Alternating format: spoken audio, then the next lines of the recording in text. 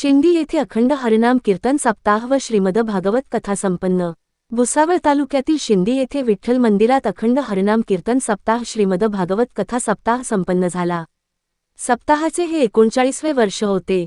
सप्ताह दरम्यान हरिभक्त परायण सुभाष महाराज भालोदकर, अविनाश महाराज नाचनखेडा, किशोर महाराज तळवेलकर, रमेश महाराज सुसरीकर, सुधाकर महाराज मेहुणकर, ज्ञानेश्वर महाराज मेहुणकर, भास्कर महाराज जळांद्री, मयूर महाराज ममुराबाद यांची कीर्तने पार पडली। सप्ताहाचे कथाकार म्हणून हरिभक्त परायण मयूर महाराज हे होते।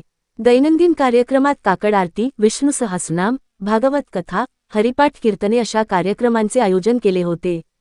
शेवटच्या दिवशी दिंडी सोहळ्याचे आयोजन करण्यात आले होते।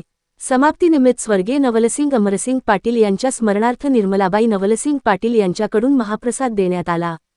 मृदंगाचार्य सुपेश महाराज, सोपान महाराज, निवृत्ती महाराज, गायनाचार्य गोपाल महाराज, रमेश महाराज, महेंद्र महाराज, हार्मोनियम वादक विनोद महाराज, विणेकरी मारुती महाराज, अशोक पाटील, चोपदार म्हणून कृष्णा महाले, चिंधा महाले, तर पहारेकरी म्हणून समस्त गावकरी मंडळीने जबाबदारी पार पाडली।